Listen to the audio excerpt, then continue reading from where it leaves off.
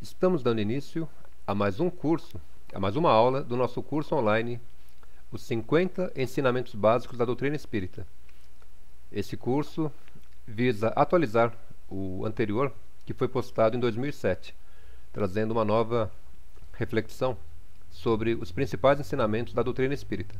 Lembrando apenas que é um curso não doutrinário, ele não foi montado para procurar fazer proselitismo religioso, mas o objetivo é refletir sobre as respostas que os supostos espíritos transmitiram para Kardec no século XIX. E, dando então continuidade, nós vamos ver a partir de hoje algumas questões, 10 questões, a partir da 132. Então, na questão 132, nós já vamos começar um novo capítulo, é o capítulo 2 do Livro dos Espíritos, que fala sobre os objetivos da encarnação.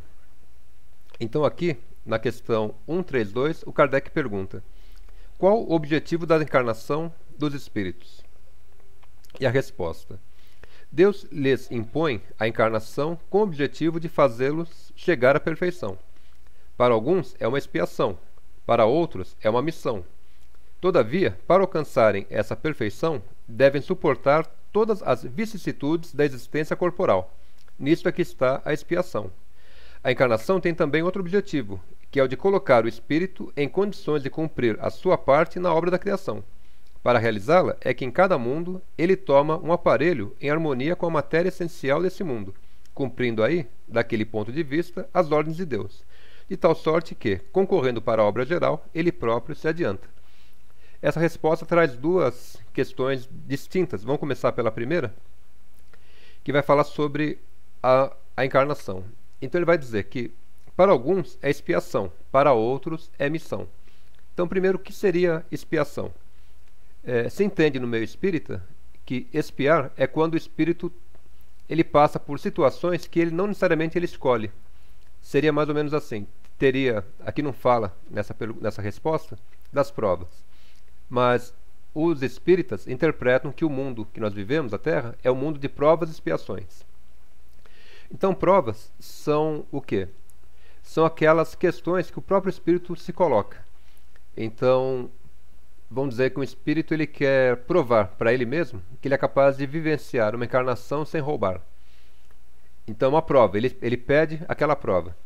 Então, ele nasce num contexto onde o estímulo ao roubo é muito grande. E ele tem que provar para ele mesmo, não para mais ninguém, que ele é capaz de viver aquela encarnação sem roubar. Então, isso seria uma prova. A expiação são situações que o espírito teria que passar em função de suas vidas passadas, em função, vamos dizer assim, entre aspas, dos erros cometidos em vidas passadas.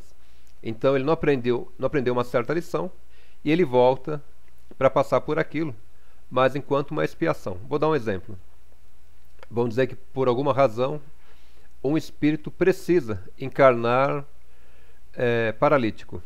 E ele vai viver a vida inteira dependendo de outras pessoas, sendo aí talvez uma pessoa que precisa andar em cadeira de rodas, por exemplo. Então, não que todo cadeirante seja expiação. Pode ser também uma missão, uma prova. Ele pede para viver daquela forma, para ver se ele suporta algumas questões. Mas pode ser também expiação. Então o espírito ele precisa encarnar daquele jeito. É uma necessidade para a evolução dele. Então isso seria a diferença entre prova e expiação. A prova o espírito escolhe. A expiação ele é obrigado a passar por aquilo para se redimir de alguma coisa passada. E teria também a missão. Então normalmente os espíritas dizem que o missionário é aquele que não precisaria mais encarnar. Ele já teria vencido essa etapa da evolução da Terra, mas ele é convidado a encarnar para viver um papel aí qualquer numa determinada situação. Então existiriam 3 tipos de encarnação: expiação, prova e missão. Só que nós, do nosso ponto de vista aqui da Terra, segundo os espíritas, nós não teríamos condições de saber se nós estamos em prova, em missão ou expiação. Então mesmo vamos pensar assim, um cadeirante, ele pode ser um missionário. ele não precisaria viver daquela forma, mas ele aceita passar por aquela situação para servir de instrumento para a prova de outros, da família, dos amigos, algo do tipo. Então a missão seria um espírito que encarna já livre aí da necessidade da reencarnação, mas ele vem para cumprir um papel. A expiação, ele é obrigado a passar por aquilo, mesmo não aceitando, não querendo, mas ele é obrigado, é uma ordem superior que se coloca para ele. E a prova, o próprio espírito pediria. Ele vai então solicitar aquela prova. Então esses seriam os 3 tipos de encarnação. Na resposta fala de 2, fala da missão e da expiação, mas tem também a prova que vai aparecer em outros contextos. E a segunda parte da resposta é que gera uma certa polêmica no meio espírita, um certo debate, que vai falar sobre o papel desse espírito, seja ele em prova, seja ele em expiação, seja ele em missão, no cumprimento das ordens de Deus. Então aqui nós temos pelo menos 2 tipos de interpretação. Um que vai aceitar que é possível errar durante a encarnação, ou seja, o espírito poderia cometer algum erro nos seus atos. E um segundo, que é talvez a explicação não dominante no meu espírito, a interpretação não dominante, que seria o seguinte, que os atos da vida material, elas estão escritas em função do tipo de escolha que o espírito fez. Ou, se ele é missionário, se ele está em expiação, se ele está em prova. Mas, independente disso, os atos materiais já estariam escritos, já seriam pré-determinados. O nosso livre-arbítrio não estaria no ato material, mas estaria então na escolha sentimental. Com qual sentimento você vai vivenciar aquele ato? E por que alguns espíritos vão dizer isso? Em função dessa resposta. O espírito, ele se coloca no mundo material, utilizando um corpo que é de acordo com a estrutura daquele orbe, daquele planeta, e vai cumprir as ordens de Deus. Então já estaria escrito, vamos dizer assim, que usando um termo, saindo um pouco da visão espírita, vamos usar um pouco um termo da filosofia oriental, o karma. Então, em função do karma, que seria os acúmulos dos atos anteriores, já se cria um personagem. Nós já estaríamos com o personagem escrito, e aí se escolhe quem vai viver aquele papel. Então, o ato daquela vida material já vai acontecer. Ele já está programado para ser vivido. Mas o espírito, estando em missão, em prova ou expiação, vai vivenciar um desses personagens. Então ele pode encarnar como homem, como mulher, como branco, como preto, brasileiro, europeu, pobre, rico. Enfim, isso seriam características do personagem que ele vai vivenciar. Mas o espírito, enquanto um ator, ele vai representar essas ordens superiores, como está aqui na resposta. Ele vai cumprir, daquele ponto de vista, as ordens de Deus. E dessa forma ele concorre para a obra geral. E como que ele vai se evoluir? Que aqui fala, né? Ele próprio se adianta. Se ele viver esse papel com alegria, com felicidade, sem lamentação, ele vence a prova. Ele cumpre o seu papel e se adianta. Se ele vivenciar aquele papel que já estava escrito, com ódio, com raiva, com remorso, etc, etc, ele não passa na prova e aí provavelmente vai ter que voltar e vivenciar novamente aquele papel. Então aqui nessa resposta a gente tem pelo menos 2 tipos de encarnações, a expiação e a missão, e essa segunda questão que é meio polêmica, inclusive no meio espírita, se de fato nós teríamos livre-arbítrio nos atos ou se os atos já estariam pré-determinados em função aí do tipo de encarnação que cada um vai vivenciar. E vamos dar continuidade, vamos ver a questão 134. Que vai falar então sobre a alma. E o Kardec vai perguntar, o que é uma alma? O que é a alma? E a resposta, é um espírito encarnado. Antes de se unir ao corpo, era um espírito. Então, aqui nós temos uma questão importante, que é a separação que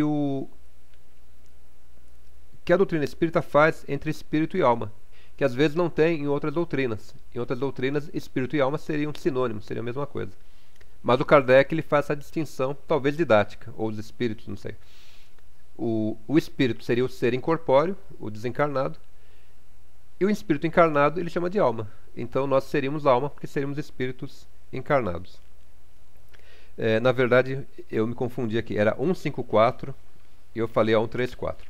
Então, bem, já comentamos um a mais, mas essa questão, vamos dizer, não é tão significativa assim para entender a doutrina espírita. Então vamos passar para a questão 154, que é realmente a que eu tinha anotado para nós conversarmos. Mas até que foi interessante falar sobre a 134, porque a 154 vai falar agora sobre a separação da alma e do corpo. Então Kardec pergunta: a separação da alma e do corpo é dolorosa? E a resposta: não. O corpo sofre frequentemente mais durante a vida que no momento da morte. Neste, a alma não toma parte. Os sofrimentos que experimenta, algumas vezes, no momento da morte, são um prazer para o espírito, que vê chegar o fim do seu exílio. Então, olha que interessante essa resposta. Se nós somos espíritos, se nós habitamos o mundo espiritual, se o mundo espiritual ele é mais importante que o material, isso aqui é um grande teatro, é um teatrão. Então, o desencarne, ou a separação da alma do corpo, seria o momento da libertação do espírito. Então, seria o momento que ele termina a sua expiação, a sua prova, a sua missão, e volta para o seu mundo real, para o mundo espiritual. Então, o sofrimento que aparentemente nós vamos ver numa pessoa que está ali moribunda, desencarnando, aquilo é como se fosse uma ilusão que nós estamos vivendo. E vendo aquela ilusão nós sofremos, nós ficamos emocionados. Mas para o espírito é um momento de prazer. Então ele fala aqui que sofre muito mais durante a vida corpórea do que no momento da desencarnação. E a gente vai ver também em outras passagens do Livro dos Espíritos que ele fala que é muito mais doloroso para o espírito encarnar do que desencarnar. Porque quando ele vai encarnar, ele vai entrar nesse plano material, ele vem para passar por suas provas, por suas expiações, por suas missões. Então é algo que ele não sabe se vai conseguir dar conta ou não. Agora, quando ele está desencarnando, ele está voltando para casa. Então, por isso, segundo a doutrina espírita, não seria doloroso ou dolorosa a separação entre o corpo e a alma. Assim esperamos, né? Nós que não temos aí como, de fato, ter elementos científicos sobre essa questão. Então essa resposta é confortante, ela traz um certo conforto mesmo, né, para a nossa vida. Vamos ver aqui mais uma, a questão 159. Na questão 159, o Kardec pergunta o seguinte: mas qual a sensação que vai experimentar a alma no momento que se reconhece no mundo dos espíritos? Ou seja, o espírito ali desencarna e ele toma consciência que ele está no mundo espiritual. Então, que sensação ele experimenta? E a resposta: depende. E essa resposta é interessante, que a gente vai ver uma questão muito curiosa, que dá também muito pano para manga. A resposta é assim: depende. Se fizeste o mal com o desejo de fazê-lo, no primeiro momento envergonhar-se-á de tê-las feito. Para o justo é bem diferente. Ele se sente aliviado de um grande peso, pois não teme nenhum olhar perquiridor. Então, olha que interessante aqui. Ele vai falar: aquele que fez o mal com o desejo de fazê-lo, ele vai se sentir envergonhado. Porque às vezes a gente comete o mal, vamos dizer assim, mal entre aspas, né? A gente não sabe dizer o que é o bem e o que é o mal, mas comete o mal sem a intenção. Você é levado pelas circunstâncias, você é levado pela tua consciência do momento a cometer alguma coisa que seria considerada mal, considerada errada, mas você não teve a intenção. Então você foi um instrumento. Como nós vimos agora algumas questões anteriores, quando nós falamos que o espírito ele vai cumprir as ordens de Deus. Então pode ser que naquele momento ele tenha que cumprir uma ordem que seria fazer o mal. Vamos pensar na questão do Judas, por exemplo, que teve que no momento que ele estava encarnado, aquele espírito encarnado como Judas, teve que entregar Jesus. Então nós interpretamos, do nosso ponto de vista aqui humano, que aquilo foi o mal, que ele foi uma pessoa ruim. Mas pode ser que aquilo já estava escrito. Ele tinha que viver aquele papel. Então se ele fez aquele papel sem a intenção de cometê-lo, né? Ele tinha uma outra intenção, a intenção dele era salvar a Terra, tal. Enfim, ele tinha uma outra perspectiva. Ele comete aquele erro. Ele vai depois, no plano espiritual, se sentir tranquilo, porque ele não teve a intenção de cometer aquele erro. Ele foi levado a cometer. Já aquele que comete com a intenção, ele vai ficar envergonhado. Então, por exemplo, ele rouba alguém, ele assalta, ele mata, e chega no plano espiritual e vai ver aquela mesma pessoa. Fala, caramba, olha, eu roubei o fulano, tive a intenção de roubar o fulano, e ele tá aqui agora.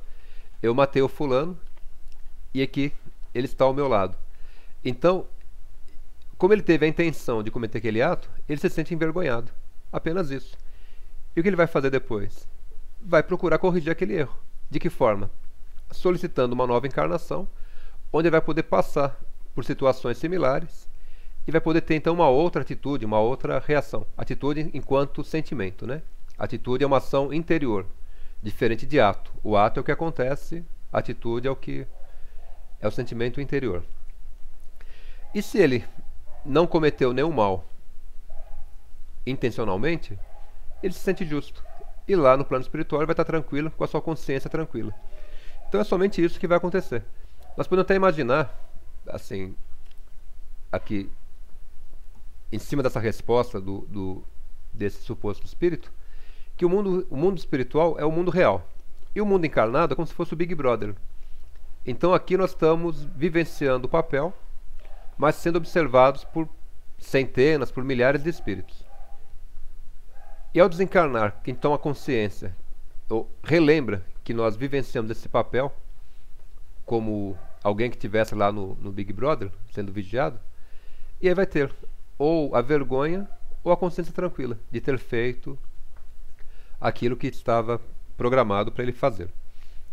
Então não existe como vamos dizer, aquele sofrimento eterno ou uma punição eterna. A pessoa apenas vai se sentir, o espírito vai se sentir envergonhado do que ele fez e vai procurar corrigir aquele erro. Nada mais do que isso. É o que a gente encontra aqui na resposta do Espírito Verdade. E aí logo em seguida, na questão 163, o Kardec pergunta o seguinte: a alma, deixando o corpo, tem imediata consciência de si mesma? Ou seja, ele vai se desligar do corpo e vai ter consciência que ele é um espírito eterno, vai se lembrar da situação, da sua escolha, das suas provas, se ele estava em missão, em prova, em expiação. E a resposta: consciência imediata não é bem o termo. Ele passa algum tempo em estado de perturbação. Então aqui também, nessa resposta, nós encontramos aí uma série de interpretações. O que seria esse estado de perturbação? Então, uma das interpretações, e que eu acho mais lógica, é o seguinte: quando o espírito vai encarnar, ele perde a sua consciência espiritual. Ele vai vivenciar sua encarnação com a consciência humanizada. Então ele vai pensar que ele é homem, que ele é mulher, que ele é brasileiro, que ele é rico, que ele é pobre. Vai pensar com a consciência aqui da Terra. Vai ter desejos de acordo com seu gênero de vida. Só que essa consciência, ela é, vamos dizer assim, real. Mas quando o espírito desencarna, ele não vai recuperar sua consciência real de uma hora para outra. Claro, eventualmente algum espírito já muito esclarecido, ele pode desencarnar e ter um desencarne consciente. E aí ele já recupera sua consciência e sabe que ele não é aquele ser humano. Mas a maioria das pessoas, a maioria dos espíritos, vai continuar pensando como ser humano no mundo espiritual.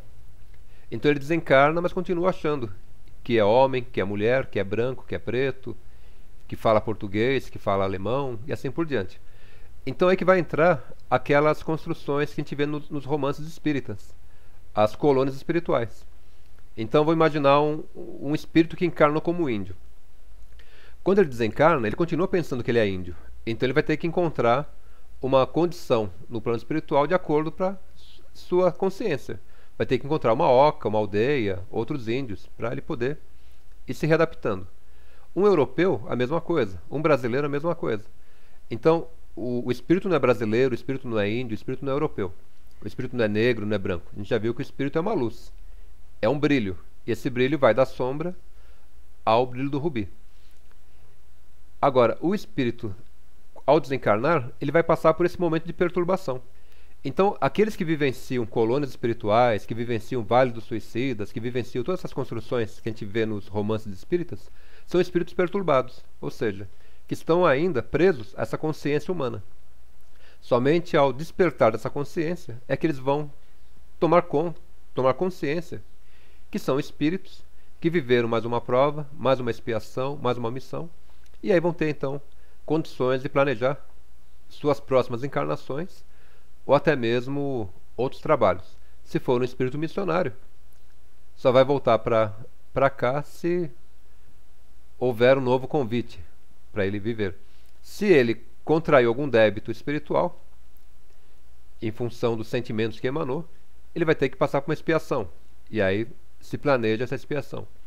Ou ele, se ele não cumpriu a prova dele, ele planejou, bem, eu vou encarnar e vou viver minha encarnação inteira sem roubar. Aí nasceu num contexto que estimula o crime e ele não consegue vencer a prova. Ele vai e rouba. Vamos pensar aí nos políticos. Então, ser político pode ser um instrumento da prova. Ele escolheu vivenciar uma encarnação sem roubar, em ser honesto, e Deus fala, tá bom, você vai ser político. E aí ele está lá, passando pela prova, e se ele rouba, não cumpriu a sua prova. E aí do outro lado ele vai se sentir envergonhado, porque ele imaginou uma coisa e não cumpriu, e vai planejar uma nova existência. Então as colônias, esses locais de sofrimento, são apenas locais de perturbação, né, onde os espíritos perturbados estão ainda vivenciando suas fases até recuperar sua consciência plena, onde poderão, de fato, escolher uma nova encarnação. Então, quando o espírito vem e fala, eu fui fulano, eu sou fulano, eu sou ciclano, eu sou o Juscelino Kubitschek, eu sou o Allan Kardec, eu sou não sei o quê. É espírito perturbado, porque ele ainda está pensando com a consciência humana. O espírito esclarecido, ele sabe que ele viveu um personagem, viveu um papel. Acabou aquele papel, ele volta à sua consciência como espírito. Agora, como os espíritos se reconhecem, isso nós não sabemos. Então, nessa encarnação eu sou Adilson. Em outras eu fui José, Maria, Pedro. Então, esses nomes, essas consciências humanas, elas se perdem aí na história do espírito. Agora, como o espírito é reconhecido no plano espiritual, isso nós não sabemos, nós não temos como saber ainda. Não há nenhuma informação a respeito. Então, só para a gente entender, o espírito, segundo a doutrina espírita, ele não recupera sua consciência logo que desencarna. Ele passa por um período de perturbação, que pode durar dias, meses, anos, séculos, milênios talvez, algum espírito. Mas se o plano espiritual, o tempo se conta de outra forma, 1000 anos lá pode, ou 1000 anos nosso aqui na Terra pode ser segundos lá do outro lado, né? Não sabemos também como isso funciona. Dando continuidade, vamos ver a questão 166. A questão 166 já abre um novo capítulo. É o capítulo das reencarnações. E na questão 166, o Kardec pergunta: se a alma não alcançou a perfeição na vida corpórea, como ela vai depurar-se? E a resposta: suportando a prova de uma nova existência. Ou seja, passando por uma nova encarnação. Então, se o espírito não conseguiu se desvencilhar totalmente dessa consciência humana, não passou na sua prova, ainda tem que passar por expiações, ele vai precisar passar por uma nova encarnação. E aqui no livro dos Espíritos não fala isso, mas alguns espíritas, como é o caso do Dr. Lacerda, que já faleceu e criou a apometria, ele fala uma coisa interessante que não está, vamos dizer assim, na doutrina espírita, não faz parte do livro dos Espíritos. Ele fala o seguinte, que a Terra, ela exerce uma pressão sobre o espírito. Então, todo aquele espírito que ainda não venceu, né, vamos dizer assim, não se depurou, como está aqui na pergunta, ainda precisa de novas encarnações, ele não tem como empurrar com a barriga esse fato. Tipo, ele pode prolongar durante um certo período uma nova encarnação. Por exemplo, ele pode ter consciência. Bem, eu vou encarnar, pelo que eu aprontei no passado, eu vou nascer pobre, feio, deformado, etc, etc. mil coisas por expiação. Isso aqui é só um exemplo. E ele fala, bem, eu vou tentar evitar o máximo possível. Então ele vai empurrando com a barriga. Eu não vou reencarnar. Mas segundo Lacerda, esse fato não é possível. Então a Terra exerce uma pressão sobre o espírito e ele tem de fato um certo período para aceitar vir voluntariamente. Então ele escolher a sua encarnação. Se ele não faz isso, chega uma hora que ele vai perder a consciência e ele tem uma encarnação compulsória. A força da Terra puxa esse espírito para uma nova encarnação. Então ele é obrigado a encarnar mesmo contra a vontade. Aí seria talvez os casos de expiação, né? Ele vem contra a vontade dele. Então aqui no Livro dos Espíritos essa informação não existe, não está presente nos livros do Kardec, mas é uma informação que o Dr. Lacerda traz. E como nós sabemos, são pouquíssimos os espíritas que aceitam a apometria. Então são pouquíssimos os espíritos que aceitam essa informação que a Terra exerceria essa pressão sobre o espírito. Mas todos os espíritas, né, acreditam que a reencarnação é uma necessidade para a evolução do espírito. E só para a gente ver aqui uma questão, eu não tinha notado, mas que é a questão 168, que vai falar sobre as encarnações. O Kardec vai perguntar se existe um número limitado de encarnações. Tipo, você tem 10 encarnações para se libertar. Se você não passar nessas 10, você está perdido. Não.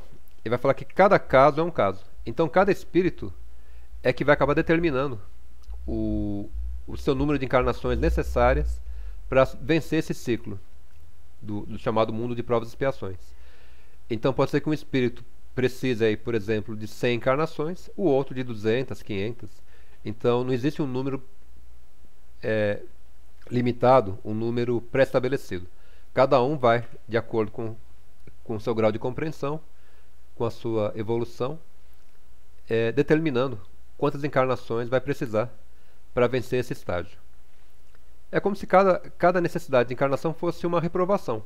O espírito não passou na prova e precisaria repetir um ano. Então a encarnação nada mais é do que isso. Voltar para vivenciar uma nova existência a partir daquele ponto em que parou. Não do ponto de vista material, mas do ponto de vista espiritual mesmo.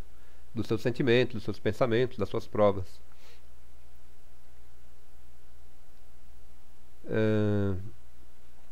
Então, o número de encarnações não é o mesmo, né? Cada um vai ter o seu número de encarnações.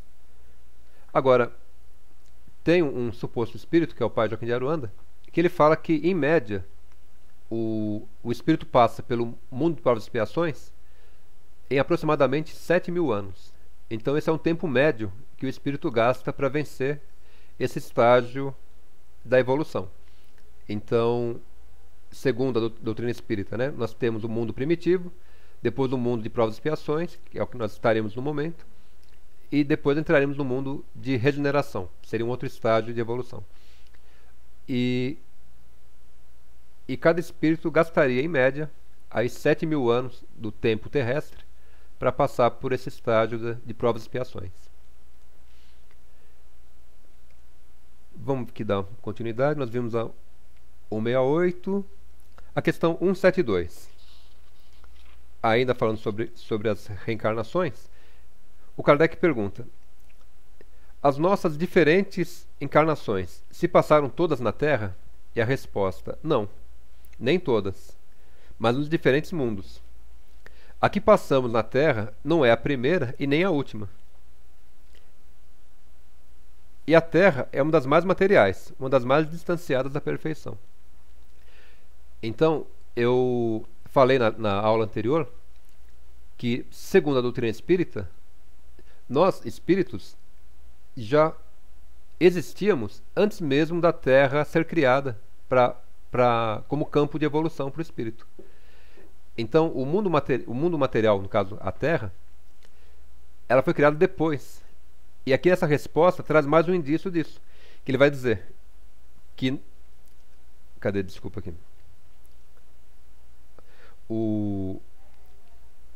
Essa nossa atual encarnação não é a primeira, nós já tivemos outras.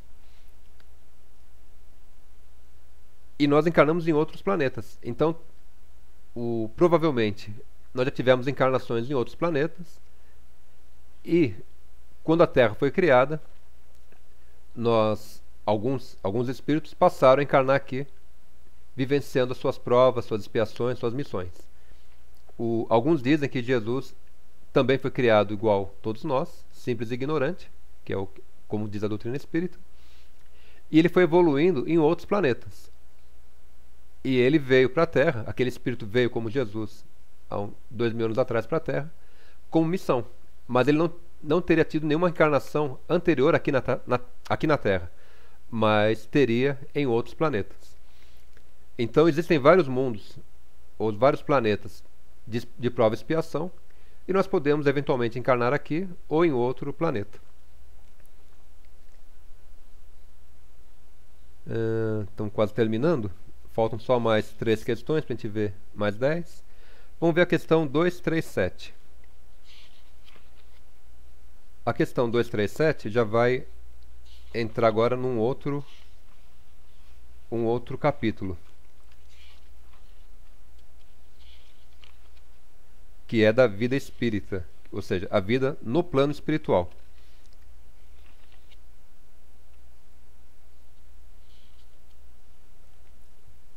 E o Kardec vai perguntar o seguinte: uma vez no mundo espiritual, ou no mundo dos espíritos, a alma conserva as percepções que tinha da sua vida física? Sim, e outras que ela não possuía, porque seu corpo era como um véu que as obscureceu. A inteligência é um atributo do espírito, mas que se manifesta livremente quando não há obstáculos. Então, a consciência do espírito, ela seria, segundo a doutrina espírita, diferente da consciência humana. A consciência do espírito, ela está livre. Ela tem outras, vamos dizer, informações, outros registros que o ser humano ou o espírito encarnado não tem. Claro que, vamos dizer assim, o que Freud e outros psicanalistas chamaram de inconsciente seria essas experiências, essa bagagem do espírito. Então, o inconsciente seria um local onde estão as informações que o espírito tem e que eventualmente emergem para a consciência, para a nossa consciência humanizada.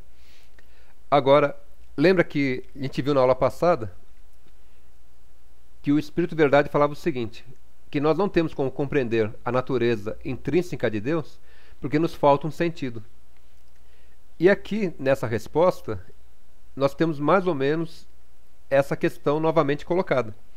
Então, o Espírito, ele tem, vamos dizer, sentidos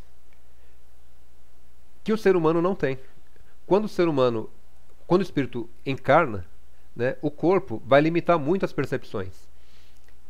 Por exemplo, a gente não tem como comprovar isso, mas alguns textos, alguns espíritos comunicantes em reuniões mediúnicas falam que o espírito ele não enxerga pelos olhos. A visão dele é diferente, é uma visão tridimensional, 360 graus. Ele enxerga um local, vamos dizer assim, em todos os ângulos possíveis. Coisa que para nós é inconcebível. Nós não enxergamos o que está atrás da gente, a não ser que seja através de um espelho. E para o espírito ele tem essa visão muito mais ampla. Então os sentidos do espírito, provavelmente, segundo a doutrina espírita, são muito mais amplos. Então quando o espírito encarna, ele tem uma redução. Se reduz as suas percepções, se reduz as suas sensações, se reduz seu grau de compreensão das coisas. Então encarnar é uma redução da capacidade que o espírito tem de compreender o mundo.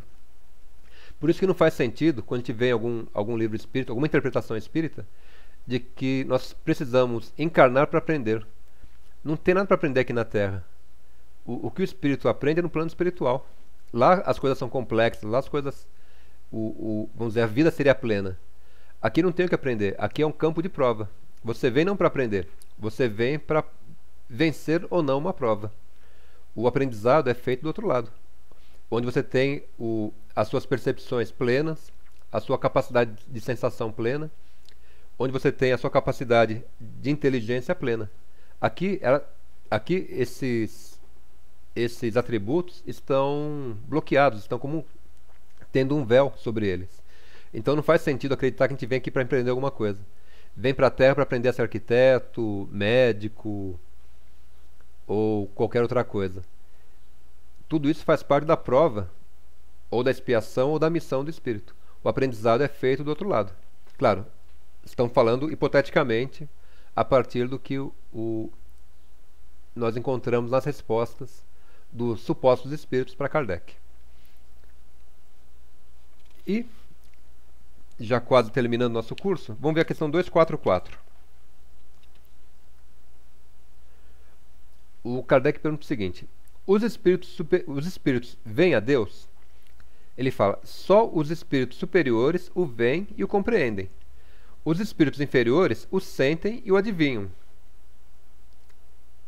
Então, olha que interessante. Quanto mais o espírito é superior, ou seja, ele está desligado desses atributos humanos, mais ele é puro, mais ele vai então compreender o que é Deus e ver Deus. Já o espírito que ainda está preso à vida humana, humanizada, ele vai sentir Deus e vai adivinhar. Né? Ele sente que Deus está presente, lhe dá ordem, mas ele não está vendo. E olha que interessante, tem uma subpergunta.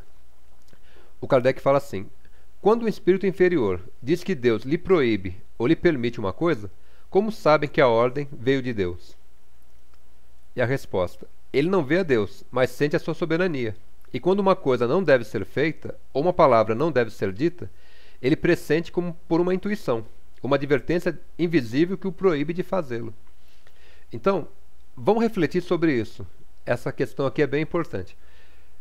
Se o espírito, seja ele, usando a terminologia de Kardec, superior ou inferior, ele não pode fazer tudo aquilo que ele quer, porque tem uma ordem superior que lhe proíbe de fazer, ou uma palavra não ser dita, como que nós humanos, que estamos com a nossa capacidade reduzida, vamos ter livre-arbítrio para fazer alguma coisa?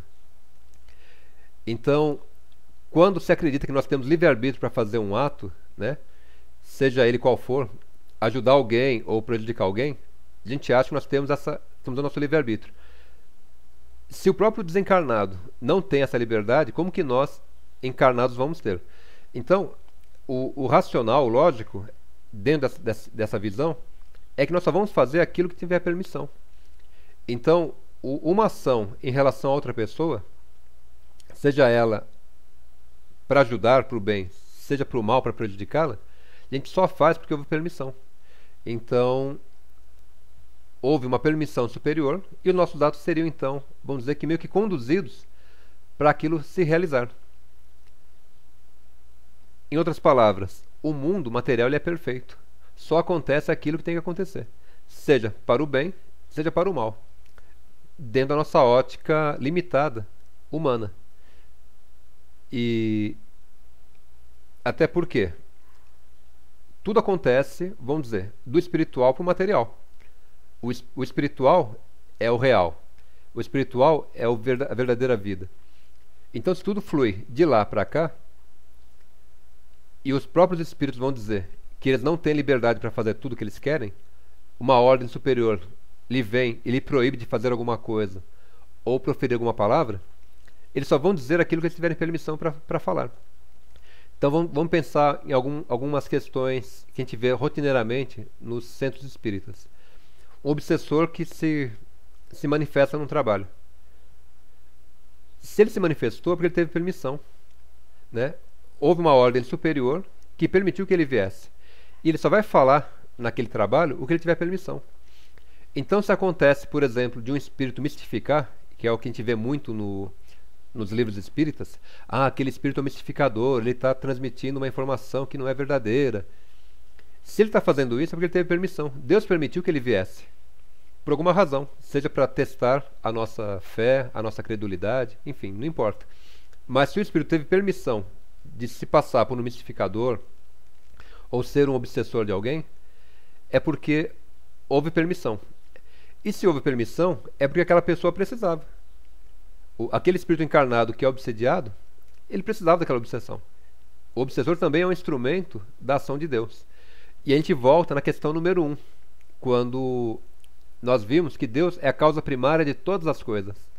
Então, se ele é a causa primária de todas as coisas, ele é das coisas que aconteceram no passado, que acontecem no presente e vão acontecer no futuro. Ou seja, todas as coisas que acontecem só acontecem porque tem a permissão de Deus. Então não necessariamente que Deus vai fazer aquilo acontecer, mas ele permite, através das suas leis, né, vamos dizer, lei de atração, lei de ação e reação e outras leis que nós costumamos estudar ou tentar, como que fala? Tentar compreender, né, do nosso ponto de vista humano. Então, através dessas leis, Deus faz o mundo acontecer. E aí, então, os atos, eles já seriam, vamos dizer, pré-determinados. Eu não sei o que eu vou fazer amanhã. Não sei se eu vou desencarnar, se eu vou ter o que comer, se eu vou vender um livro ou não. Mas,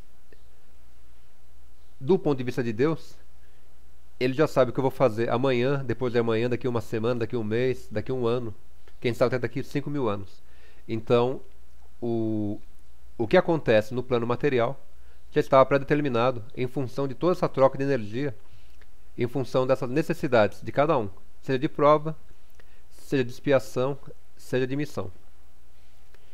E então, só voltando aqui, os espíritos superiores vão ver Deus, vão compreendê-lo, já os inferiores não vão, mas eles sabem que eles só podem fazer uma coisa se Deus permitir.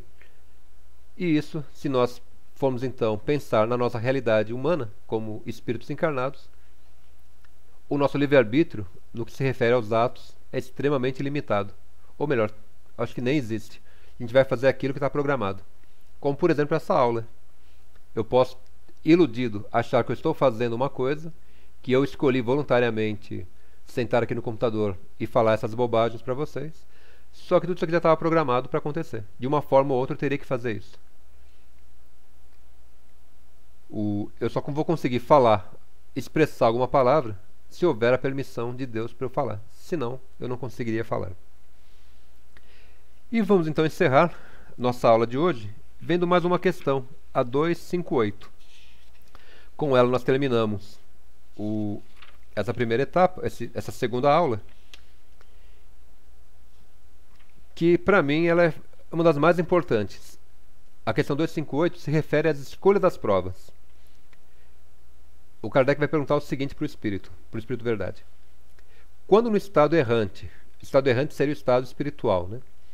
E antes de se reencarnar, o Espírito tem consciência e previsão das coisas que lhe sucederão durante a vida?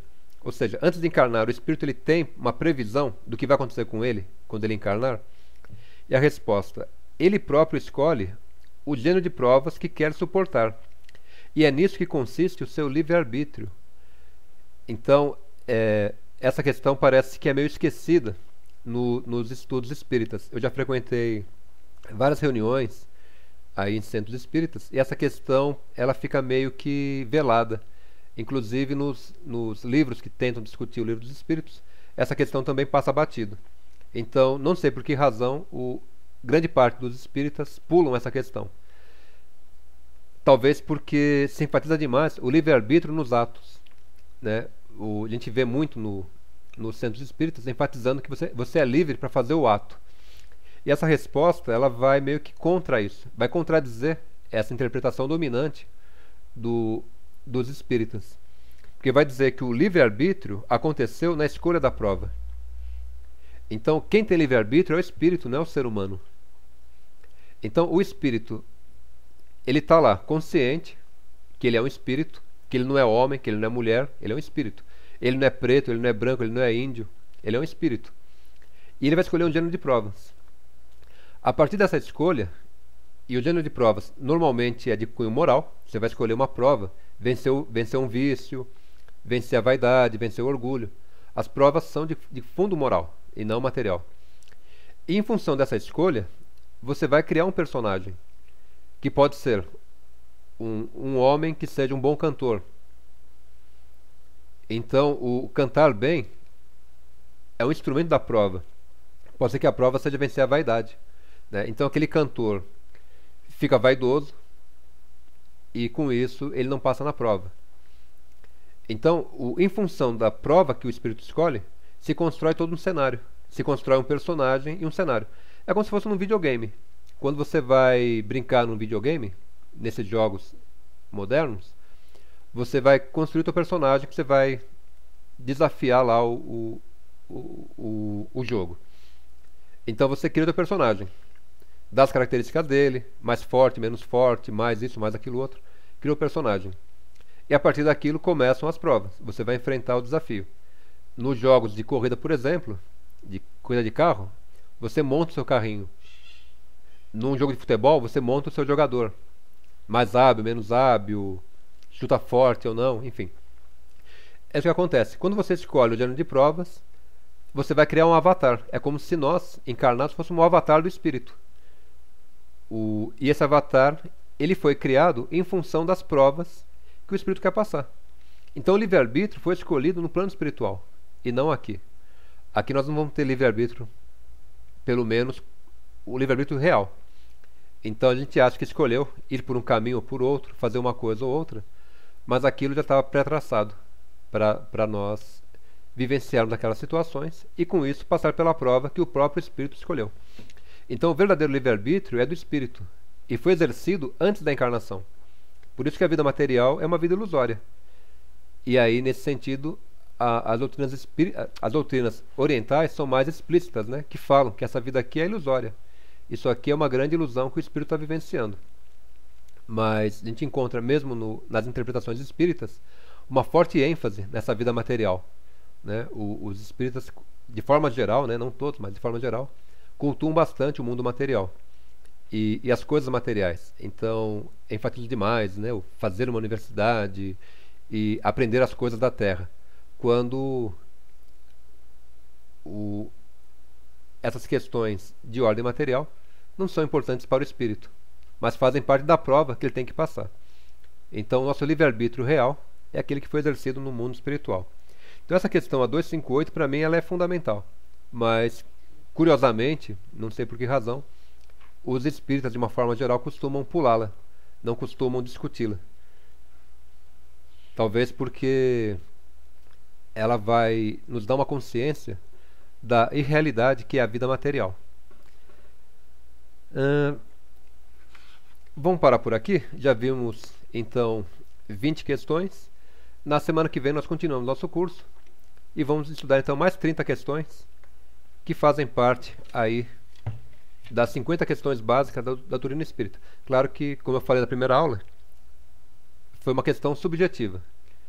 Ou, pensando agora, a partir do que nós falamos até agora, eu acho que escolhi essas 50 questões, mas na verdade eu fui levado a escolher essas 50 questões para apresentar para vocês. E espero que vocês tenham gostado. Como eu disse, não é um curso que visa fazer proselitismo, nem está voltado para a doutrinação. A gente em nenhum momento está dizendo que isso aqui é verdade absoluta.